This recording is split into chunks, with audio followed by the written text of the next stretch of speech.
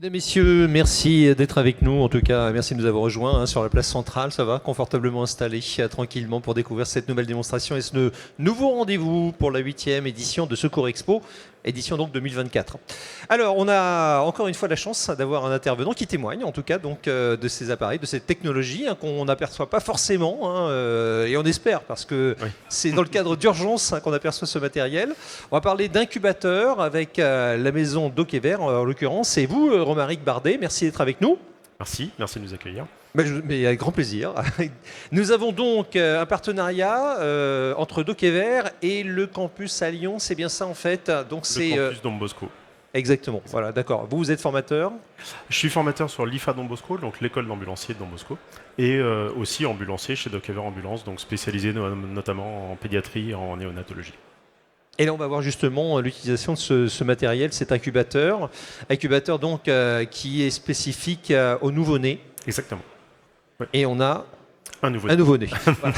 Ça tombe très bien. Alors, on va se retrouver devant vous parce qu'évidemment, on serait caché pour les manipulations. Qu'est-ce qu'on va présenter, dites-moi, au niveau donc, de cet incubateur?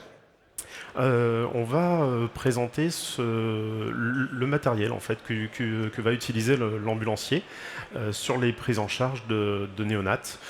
C'est-à-dire que ça va concerner surtout les nouveau-nés et très souvent prématurés, c'est-à-dire nés bien avant le terme des 41 semaines d'aménorrhée.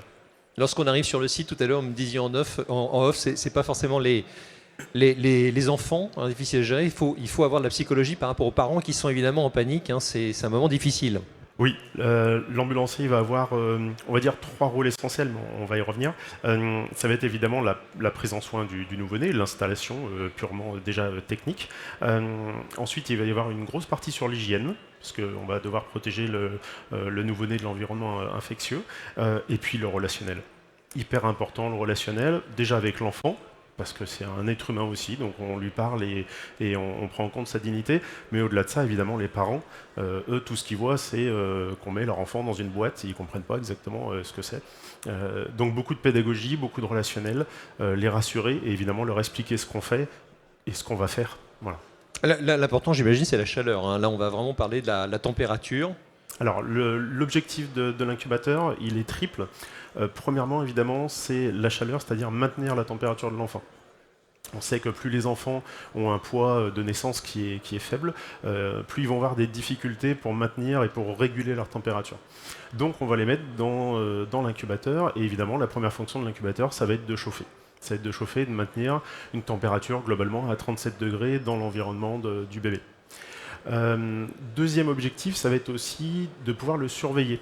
Et notamment, cet incubateur, il est forcément en plexiglas et transparent pour pouvoir tout simplement surveiller l'enfant cliniquement, c'est-à-dire visuellement. On va pouvoir le surveiller, notamment surtout sur tout ce qui est détresse respiratoire. On va pouvoir regarder s'il a un balancement thoraco-abdominal, s'il a des cyanoses qui apparaissent, ce genre de choses. Donc ça va permettre évidemment la surveillance visuelle, et puis ça va permettre aussi la surveillance, on dit une surveillance scopée, avec un moniteur multiparamétrique qui va surtout nous permettre de vérifier sa saturation, sa fréquence respiratoire et sa fréquence cardiaque. Notamment, c'est les 3 paramètres qu'on va surtout surveiller chez l'enfant pendant le transport. Donc ça, c'est le deuxième objectif, c'est la surveillance. Et puis le troisième, c'est évidemment l'isolement. C'est-à-dire qu'on va isoler l'enfant déjà visuellement, c'est-à-dire que là, ici, donc ça, on va appeler ça le coffre. Ici, on a un rabat qui va permettre d'éviter, par exemple, d'avoir des lumières trop importantes, de le stimuler au niveau visuel. Alors que ça soit dans les couloirs avec les néons, ou que ça soit à l'extérieur ou dans l'ambulance. Tout simplement, quand l'ambulance roule, on va avoir aussi, par exemple, des lampadaires qui vont passer régulièrement, et ça va créer des petits flashs lumineux qui peuvent le stimuler, qui peuvent soit l'aggraver, mais surtout créer un sentiment d'inconfort. Donc on va l'isoler visuellement de l'extérieur. On va aussi l'isoler de façon sonore. C'est-à-dire que l'incubateur étant fermé avec le rabat par-dessus, on va dire étouffer un petit peu tous les bruits extérieurs, tous les bruits qu'on pourrait retrouver, notamment les bruits de circulation aussi, encore une fois, à l'extérieur pendant le transport en ambulance. Ça va isoler. Alors, Tout bêtement, quand l'ambulancier commence sa formation, il a peur par exemple de la sirène, parce que la sirène c'est assez fort, dans l'ambulance ça se ressent assez fort et ça pourrait gêner l'enfant. Bah, finalement pas tant que ça. Pas tant que ça parce que l'incubateur va vraiment isoler ici d'un point de vue sonore. Ce que les études ont démontré il y a quelques années, c'est que ce qui est le bruit le plus fort pour l'enfant, c'est ça. Attendez, j'approche Alors, le micro. c'est pas grand-chose,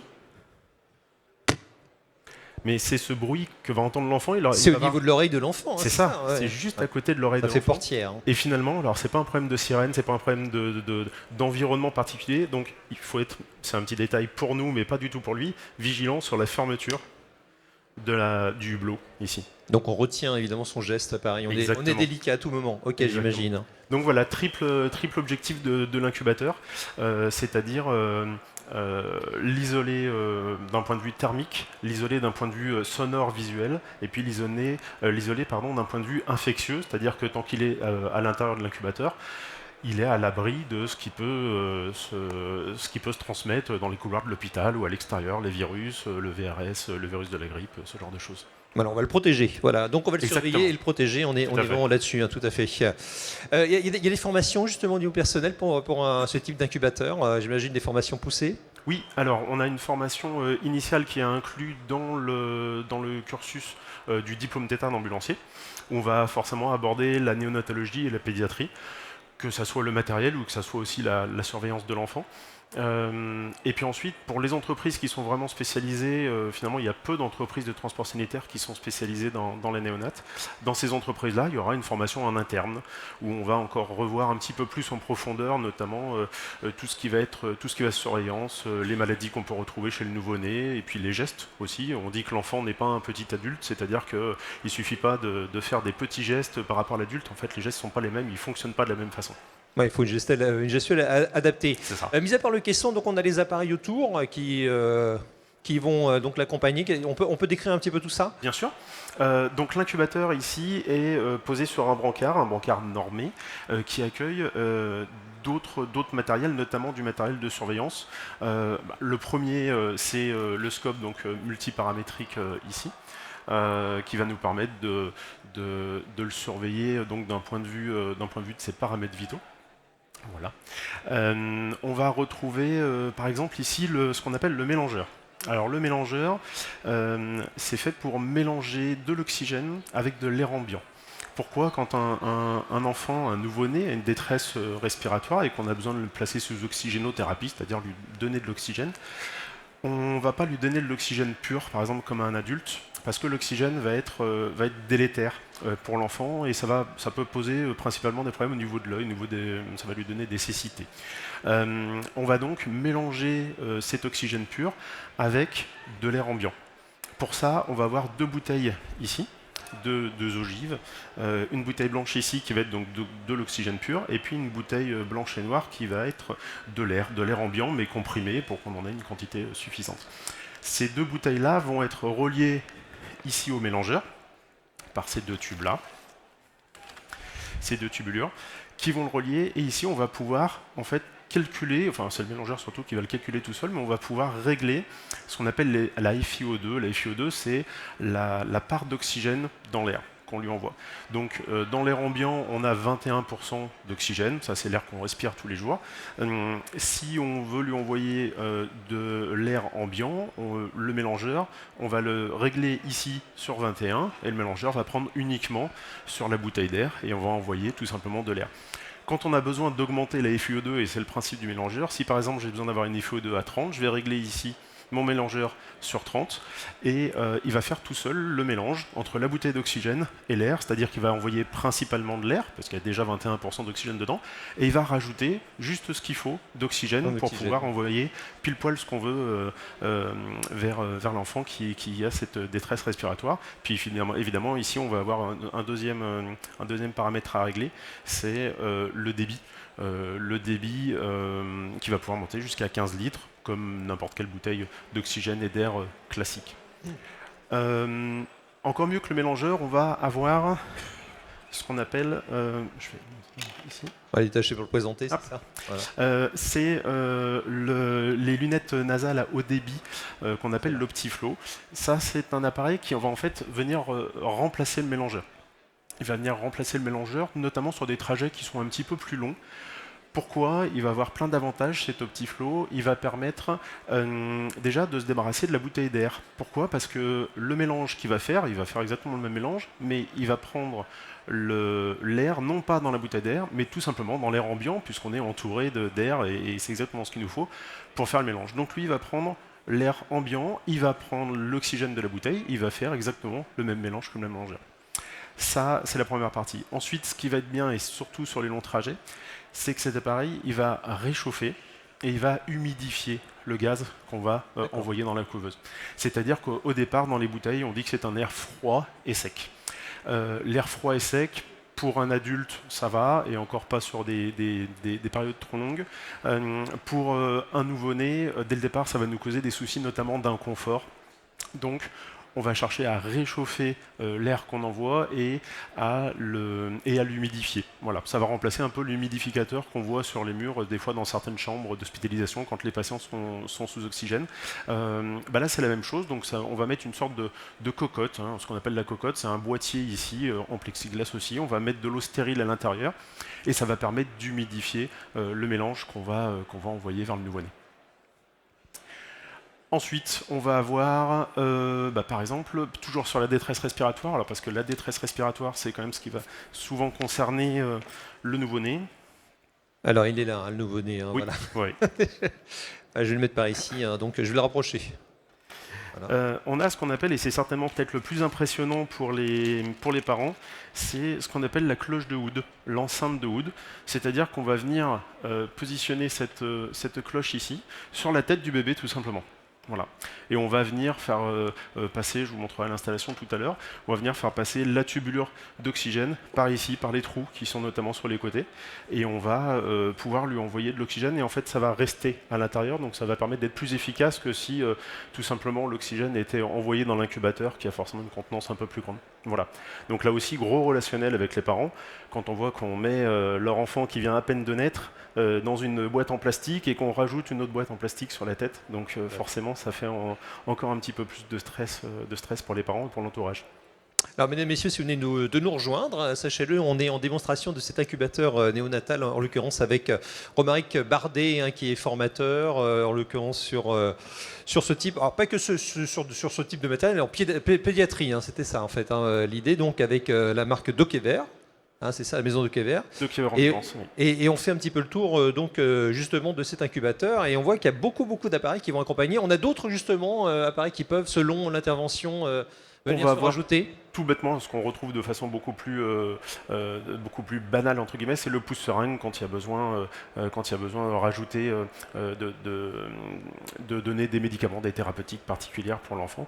Il aura donc une voie périphérique, il faudra passer des médicaments, évidemment avec un dosage hyper précis, parce que le nouveau-né qui fait 1 kg, on ne va pas forcément évidemment le prendre en charge comme un adulte de 80 kg, donc des dosages très précis et très souvent ça va se retrouver sur un pouce-seringue, donc il va pousser la seringue tout doucement au débit et à la vitesse qu'on aura réglé. Est-ce que c'est un matériel qui est répandu justement au niveau du territoire? Dans le transport sanitaire, pas tant que ça.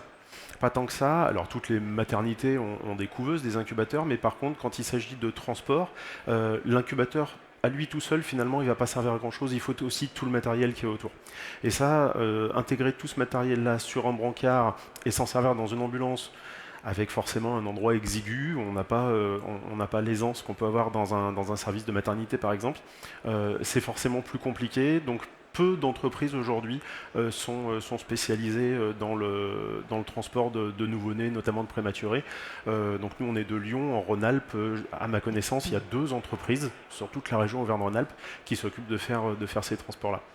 Donc ça nous amène par exemple à faire pas mal de kilomètres, parce que s'il y a un transfert entre Valence et Grenoble par exemple, et c'est une équipe de Lyon qui descend à Valence et qui fait le transfert entre Valence et Grenoble et qui ensuite rentre à Lyon.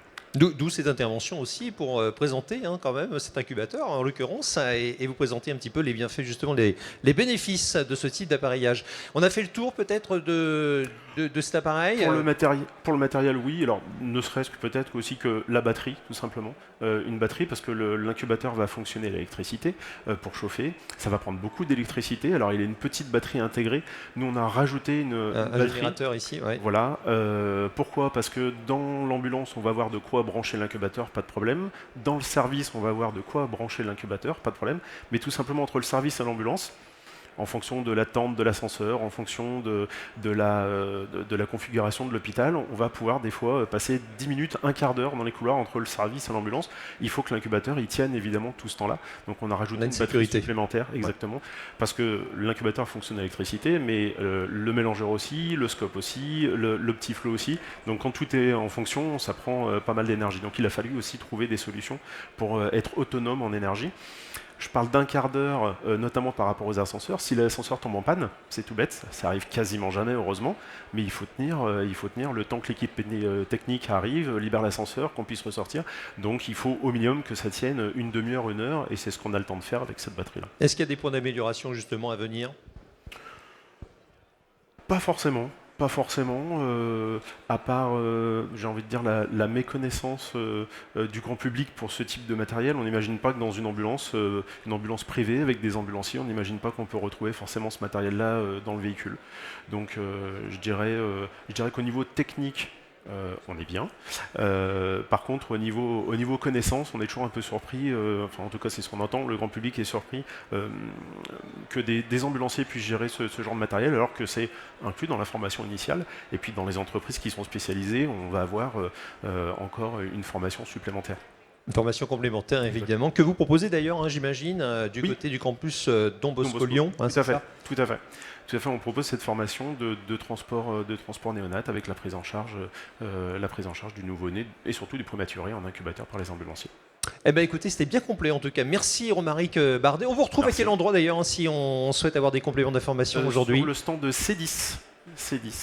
Vers où? Voilà, par là-bas. C'est par là-bas. Voilà, d'accord, voilà. On vous retrouve par là-bas. Voilà. C10, donc merci en tout cas. On peut évidemment vous saluer. Merci encore pour cette démonstration incubateur néonatal des messieurs de la maison Dockever avec Romaric Bardet. Et dans quelques instants, merci en tout cas donc d'avoir été aussi détaillant au niveau de ce matériel. On aura donc dans quelques petites minutes rendez-vous avec la maison Lardal. Donc voilà, ce sera le prochain rendez-vous de la démonstration sur l'Agora.